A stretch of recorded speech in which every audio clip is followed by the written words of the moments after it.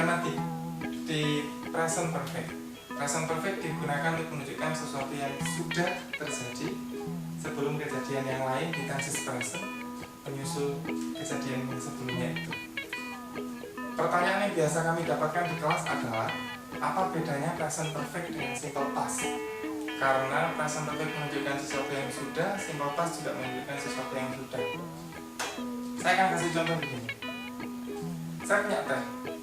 Tehnya tinggal sedikit. Yang bermakna ini teh tadi segini. Saya sudah minum dan sekarang masih segini. Simple past digunakan untuk menunjukkan aktivitas yang sudah selesai saya lakukan. Kalau saya bilang I drank a glass of tea, saya minum segelas teh. Kalau saya pakai simple past bermakna tehnya sudah habis. Saya sudah tidak minum lagi. Kalau present perfect bermakna saya sudah tetapi masih melakukan aktivitas itu. Belum selesai. Sama kayak kalau aku bilang saya sudah menikah. Aktivitas pernikahannya sudah selesai.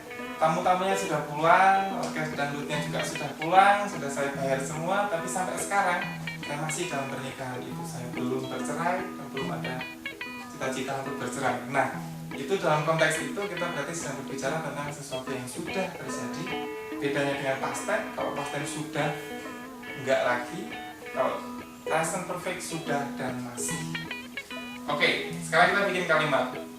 Kalau dalam present tense berarti kita menggunakan kalimat yang sudah terjadi di saat sekarang sebelum kejadian yang lain menyusul.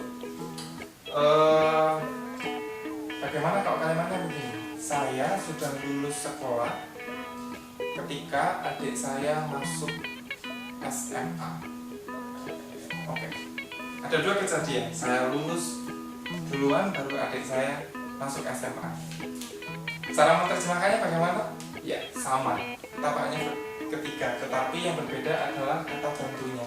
Jika di perfect kita pakainya had, maka di present kita pakainya have sama has. Have digunakan untuk subjek yang biasa kita singkat menjadi I, you, they, we. I, you, they, we. Pakainya have. I have, you have, we have, they have. Sementara has digunakan untuk subjek he, she, it atau orang ketiga tunggal. Sebelum kita masuk orang ketiga tunggal, teman-teman tahu nggak yang dimaksud dengan orang ketiga itu apa? Oke, dalam subjek kita punya tiga jenis. Jadi ada orang pertama, orang kedua, dan orang ketiga. Orang pertama adalah orang yang ngajak bicara. Orang kedua adalah orang yang diajak bicara. Orang ketiga adalah orang yang dibicarakan. Jadi misal saya sedang tanya, apa kabar bapakmu? Orang pertamanya siapa? Saya, karena saya ngajak bicara. Orang keduanya, kamu, karena kamu tak ajak bicara. Orang ketiganya, bapak. Nah, kita kembali ke sini. Kalau orang ketiganya tunggal, cuma satu orang, Rudi misalnya, atau Endang misalnya, cuma satu orang, maka pakainya has. Kalau orang ketiganya ternyata nggak tunggal, misalnya Rudi sama Endang, dua orang, maka pakainya have. Oke, kita kembali ke contoh yang tadi. Saya sudah lulus kuliah ketika adik saya masuk SMA. Ada yang tahu? Oke. Saya sudah lulus kuliah. I have lulus graduated from university. Saya sudah lulus kuliah ketika adik saya masuk SMA. Ketika when adikku, my sister atau my brother, ada yang bilang my little sister, my little brother, tidak terlalu masalah karena bisa pakai dua-duanya. Misalnya my sister, start studying in high school.